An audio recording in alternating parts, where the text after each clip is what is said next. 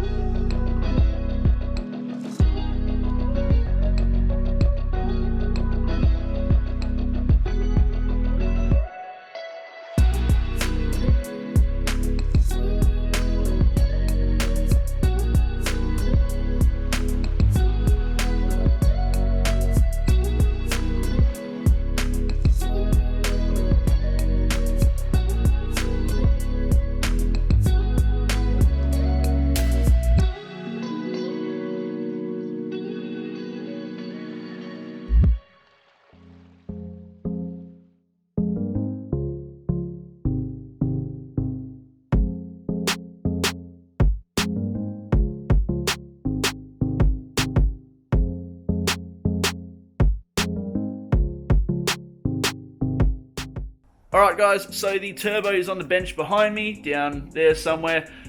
Yeah, I've just put the new pulsar core in it, so now we're going to chuck it back on the Barra. We're also going to put the oil filter back in the Barra for the turbo. So I've got new O-rings on the little filter that usually gets glazed up. So I'm going to run the filter again, and yeah, I was going to leave it out, but I want to take care of my new turbo. Anyways, let's jump into it. We're going to fit the filter, we're going to fit the turbo to the Barra, and then we're going to put the Barra back in the Falcon, get the friggin' thing running again, and then we can take it to the dyno finally. So stay tuned, let's get into it.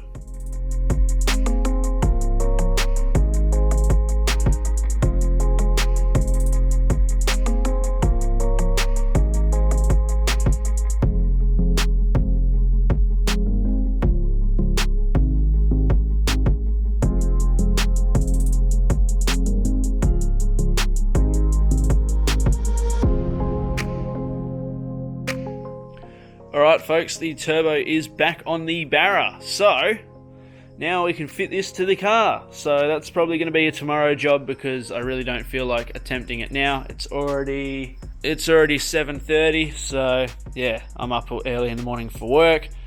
So I'm going to leave this here, and then tomorrow I will try and recruit somebody to come around and see if they can help me fit this thing to the car, because that's the next challenge. So let's get into that about now.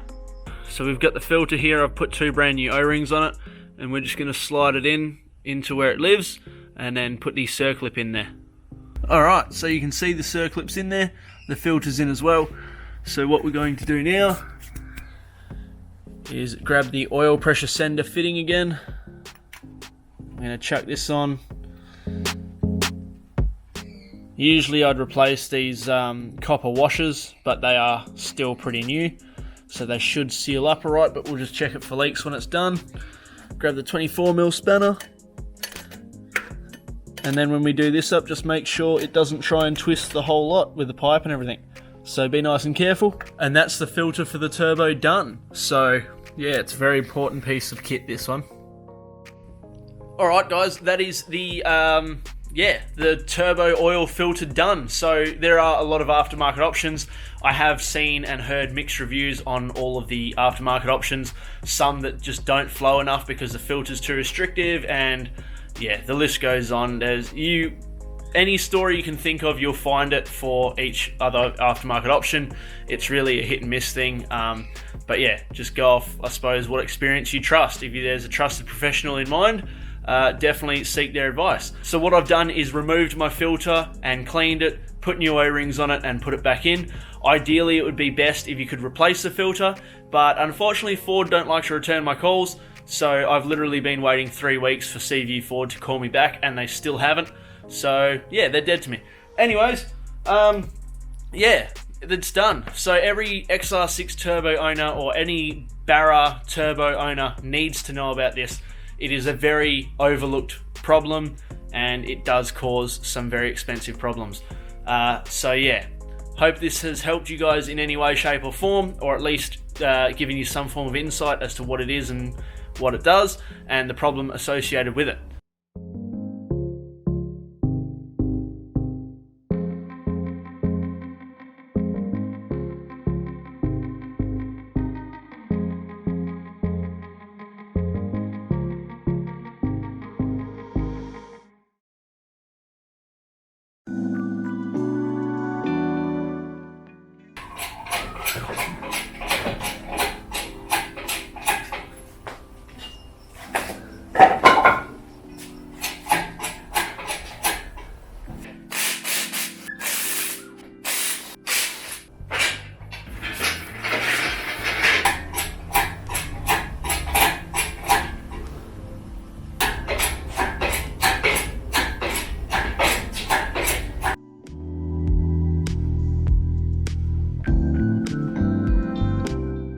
Alright, so my old man was here, as you were just seen. We've dropped the engine in.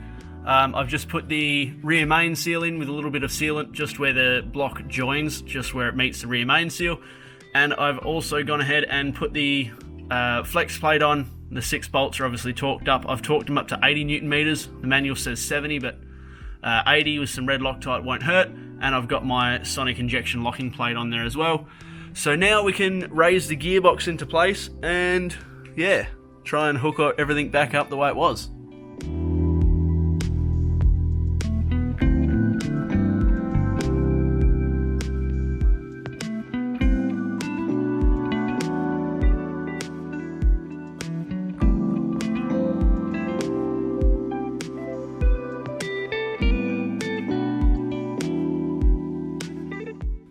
Alrighty folks, the engine, gearbox, drive shaft, exhaust, all the other stuff, it's all back in the car.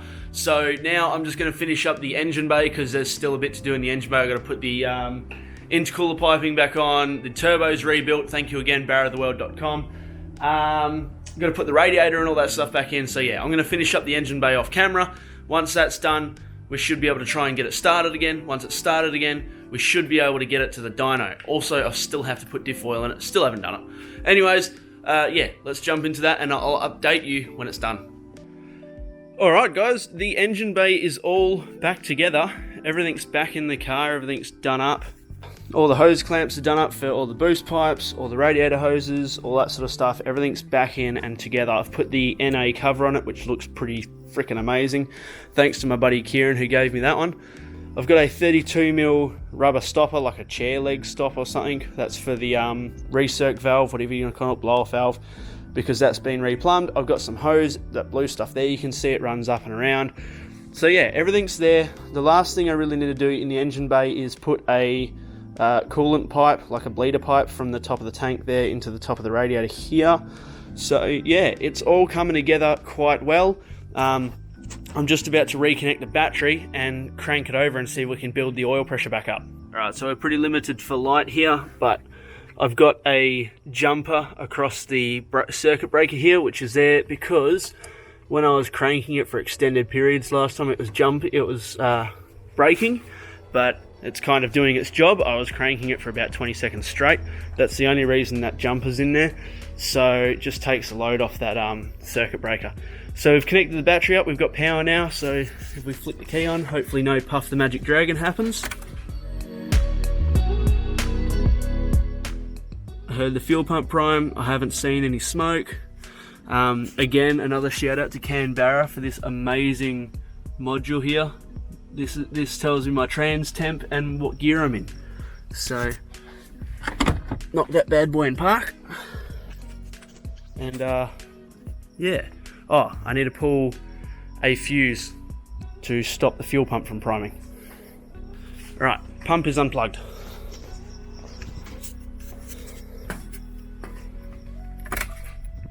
Alright, no fuel pump prime. Looking for oil pressure.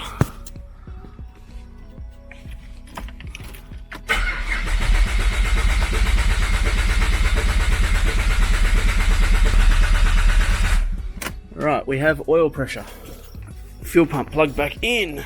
Alright, now it should start up.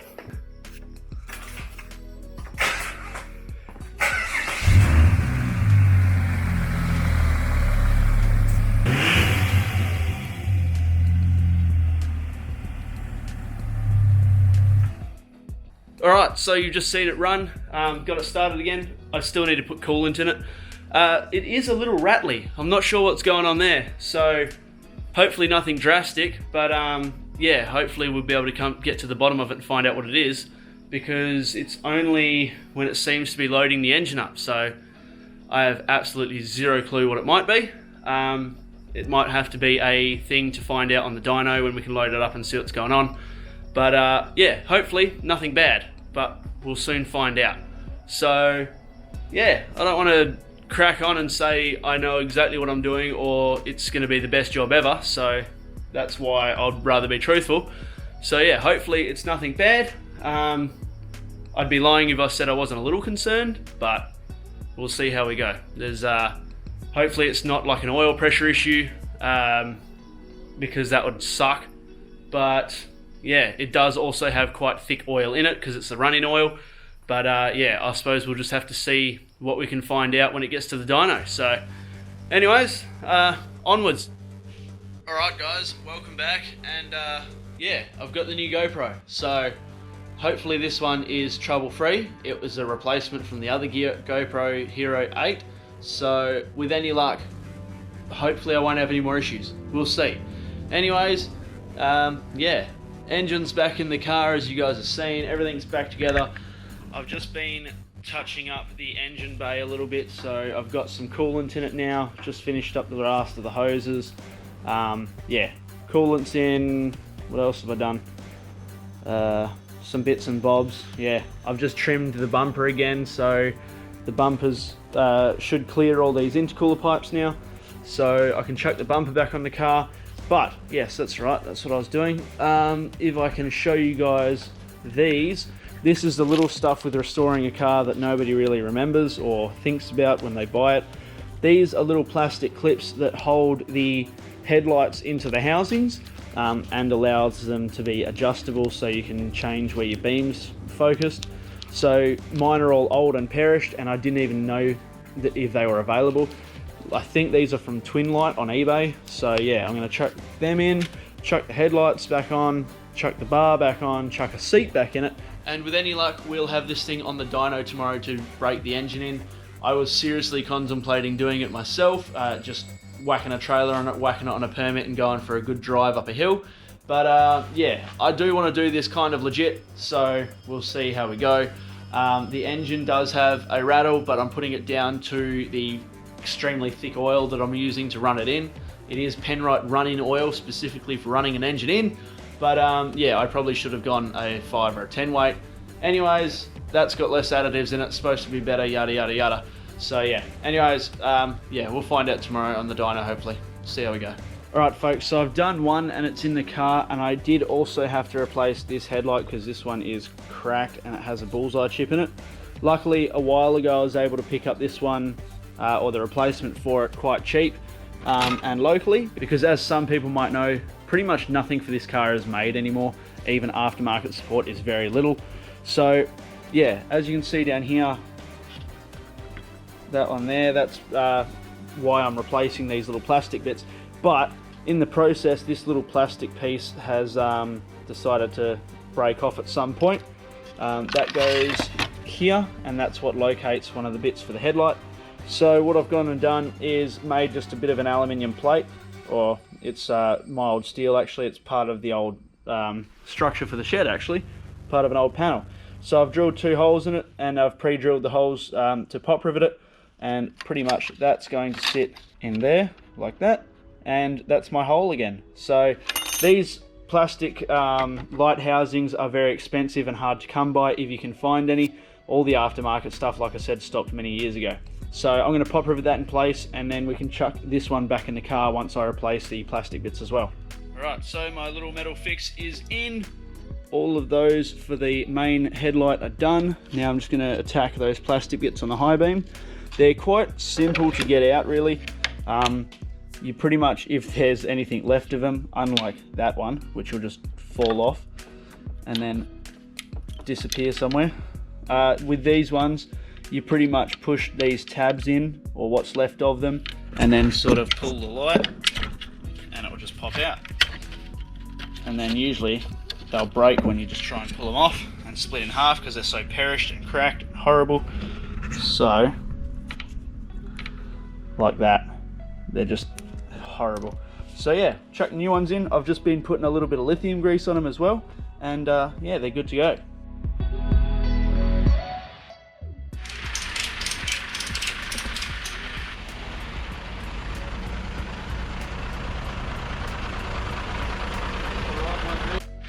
Alright, we're here at Mad Dog Customs. Sleepy 6 is finally being unloaded and ready for the dyno so it can have the engine run in, and yeah, see if it holds together, see if I've done everything right, see what I've done wrong, and yeah, then we can get to the sills once it's home, fix up any issues that we have, and get into it from there.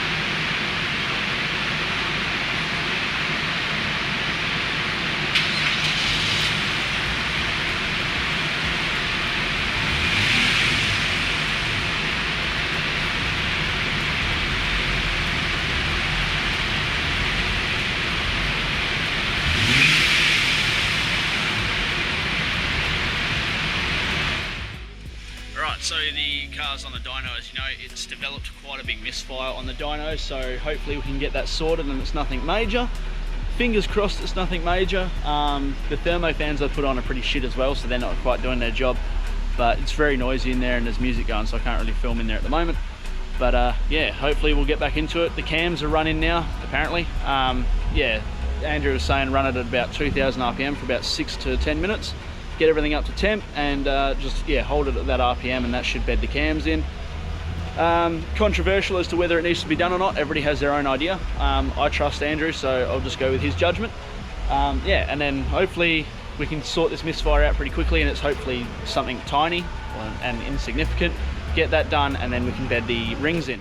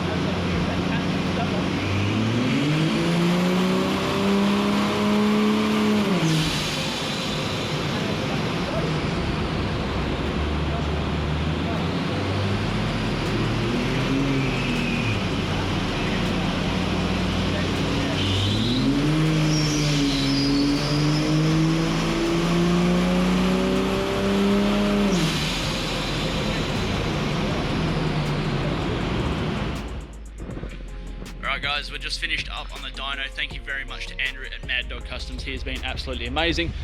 Very highly recommend him if you're north of the river and around the Wangara, Malaga area. Check him out. Anyways, Falcon's done. It's run in. It does have a misfire, we assume injectors, but yeah, we'll have to further diagnose that, so we'll do that shortly. But yeah, now we can get the car home and we can run it when we need to run it, so we can move it around and yeah, start cutting the sills as well, get some rust repairs going. So yeah, it's done. It's dynoed, made somewhere around 270-ish horsepower. There wasn't a proper readout because we weren't doing that. It was mainly just to break the engine in. Sounds absolutely amazing on noise, and yeah, we might have to do something with the intake. It might be a bit loud for engineering, but we'll see when the time comes. Anyways, thank you very much for watching. Again, thank you very much to Mad Dog Customs. Absolutely amazing service. And yeah, we'll see you all in the next episode. Cheers, guys.